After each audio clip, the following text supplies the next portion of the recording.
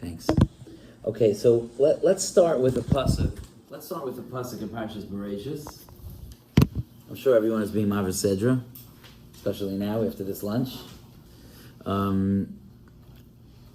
Let's start with the pasuk in Parshas Bereishis. That is an incredible pasuk. It's just incredible. There's two Rashis, two Divrei Chazal on the pasuk in Parshas Bereishis. And Simple, before you sit down, could you get me a cup of hot water? Sure. So sorry to be much here. I just know I'm going to end up having a coughing fit. It's that time of year. You want tea or you have tea or you have? I'm good either way, but I'll make a cup of coffee.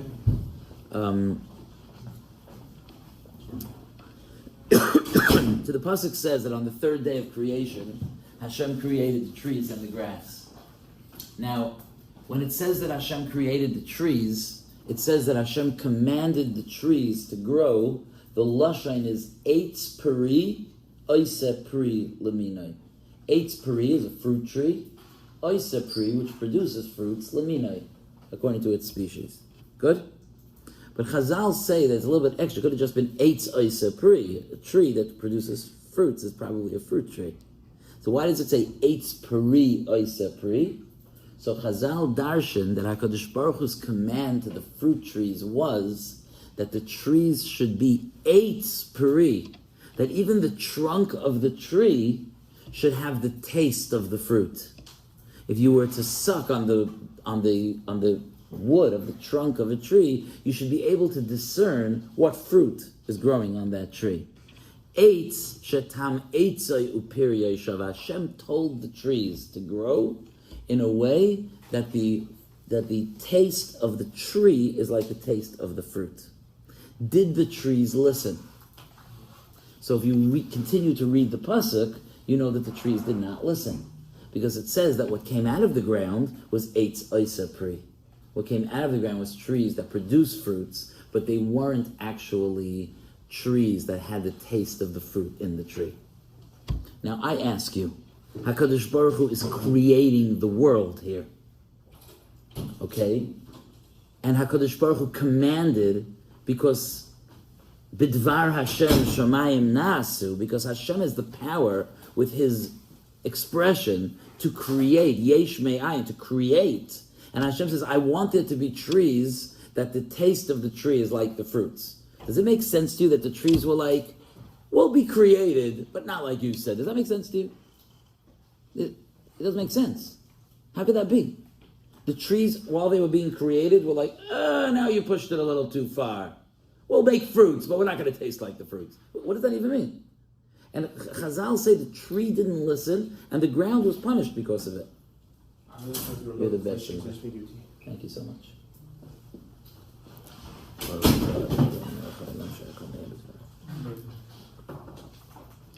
Thanks so much, Simcha. Just going to pull the tea bag out. Oh, I can put it in the garbage. Okay, sorry for the whole production, Rabbi. Say this time of year, especially after Simchas Torah, my voice goes, and what ends up happening is that I'm like a big balgaiva. I start speaking without something to drink, and then at some point in this year, I just run out and nothing comes out.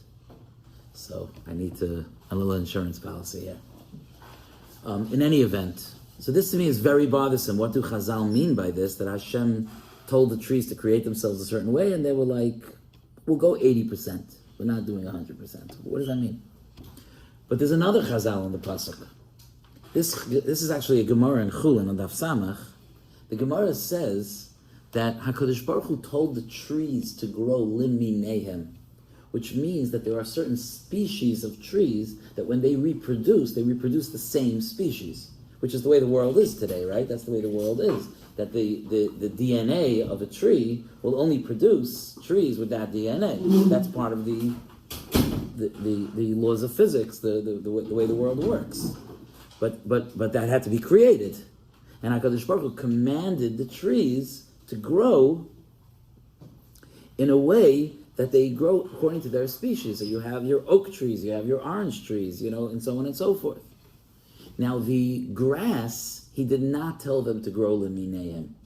So they could have just grown that every grass is a different species. Maybe when they reproduce, however they reproduce a different species. It could have been what the Chazal call be'ervuvia, all mixed together.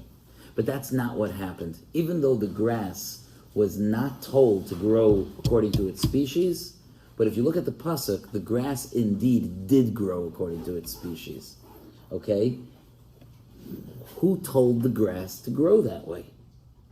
So Chazal tell us that the grass heard that the trees were commanded to grow that way. And the grass made a kal v'chomer. If you want to know the exact content of the kal v'chomer, the Gemara Chulin brings two aspects of the kal v'chomer. I'm not going to get into now. But the grass was like, the trees were told to grow leminayim. Certainly we should grow leminayim. That's what the grass said. Shai, that works for you?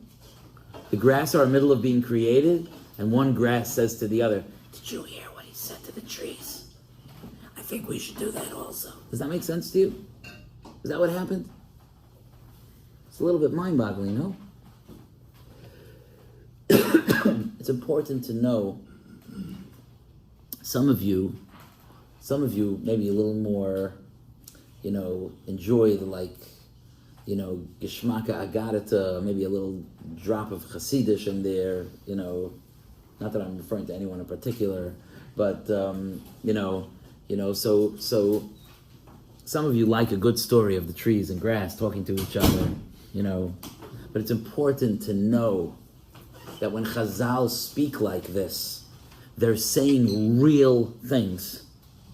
And they say it in a manner as if the tree was talking, the tree was thinking, the grass was talking, but they're really describing the very, very, very deep mechanics of how the world was created. There's a lot of depth there. So what the pshat is, I'm not even telling you a drasha, I'm telling you the pshat in these chazals. The pshat is that when Chazal tell us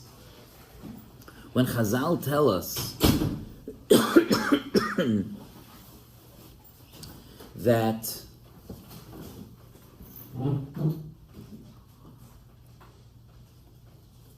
the trees didn't listen, let me tell you what that means.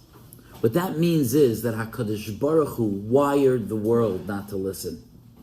In other words, what that means is that Hashem created a physical world, and look, we have a physical part of ourselves. How often does that listen? We know that the part of us that's more distant from Hashem, that's less spiritual, has a harder time listening to Hashem. Is that not true?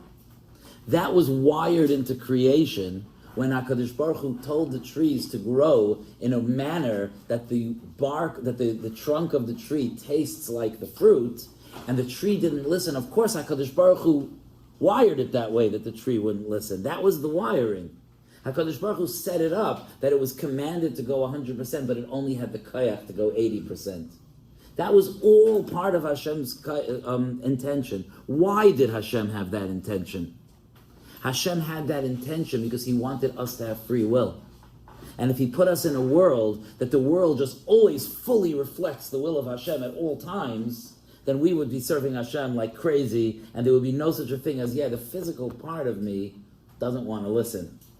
But when Hashem wired into creation, I'm going to tell the trees to do it, and the trees are only going to go 80%, that means that I'm putting into creation the concept that it's difficult to get all the way to the Ratzon Hashem. That was wired into creation. Now, Moshe, I know you want to know why trees, and you also want to know, but what's the meaning of the wood and the fruit? And I'm not going to tell you right now. But one time you could hold me to it. There's a lot there. I'm not getting specific. But don't think that it doesn't become extraordinarily specific why that wiring took place in that specific pasuk. Okay, but I'm just not going there right now. Let's get to the other chazal. The other chazal was that the grass said, hey, did you hear what Hashem told the trees? He told the trees to grow leminayim. Let's do that also. And by the way, the Gemara says that there's a malach. Is a malach who's called in Chazal the Sar HaOlam, the Prince of the World. Okay? It's one of the most, if not the most powerful malach. Okay? And the Gemara says that when the grass decided, what day were the malachim created? Simcha? Day 2. The malachim were created on day 2. So that when Hashem decided that when the grass decided that it was going to grow lemineim on its own, because it heard what happened to the trees, it says, Pasach Sar Ha'olam. The Sar Ha'olam opened its mouth and said a pasuk that you may be familiar with. The Sar Ha'olam said, Yehi Chavoid Hashem Li'olam. The honor of Hashem should be forever. Yismach Hashem b'masav. Hashem should have joy, should have nachas from his creations. Meaning what? Meaning Hashem didn't tell the grass what to do. But the grass understood what Hashem wants and did it on its own. The Rebbeinu Shalom should have nachas. Okay? And we're asking, but Hashem wasn't in charge of that? Should we give smicha now to the grass? Because the grass was listening? Well, what's going on here? The answer is, of course, that was also engineered by HaKadosh Baruch Hu. Of course it was engineered by Hashem.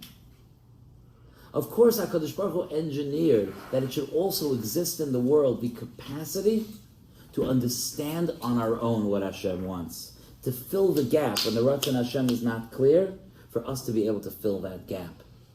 And what I want to point out is that these two insights that are both in the same pasuk are in the same pasuk for a reason.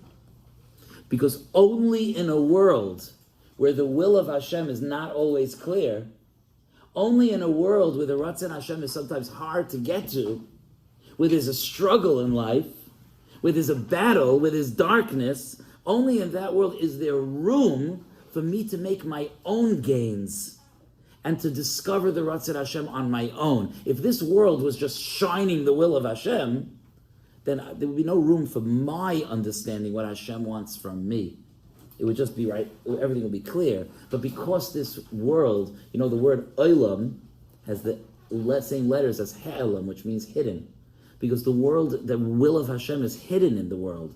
It's hard to find the will of Hashem in this world. The world doesn't always listen, like the first chazal.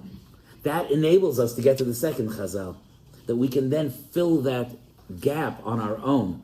We can then step forward on our own.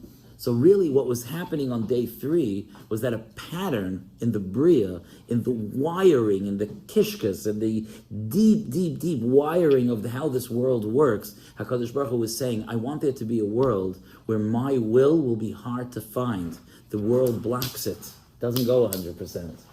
And that you'll be able to find it. And you'll be able to decide, one second, the trees were told this, we could do that. It wasn't clear what we should do, but the trees were told this, and we'll do that.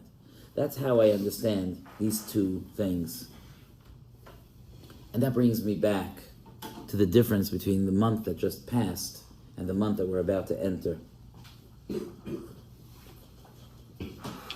Tishrei is a very, very, very sweet and full month.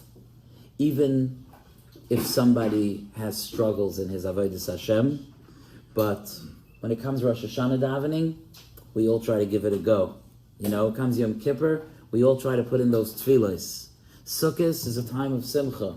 If you have this chus to be in a positive environment, in a good shul, and so on, Simchas Torah could be very, very inspiring. The month is full of opportunities of closeness to Hashem. Think of how many times you said Ya'aleh V'Yavim in the last few weeks. Think of how many times you asked Hashem to shower us with brachas. V'hasiyenu Hashem Elokeinu es birkas mayadecha. The month of Tishrei is noisy.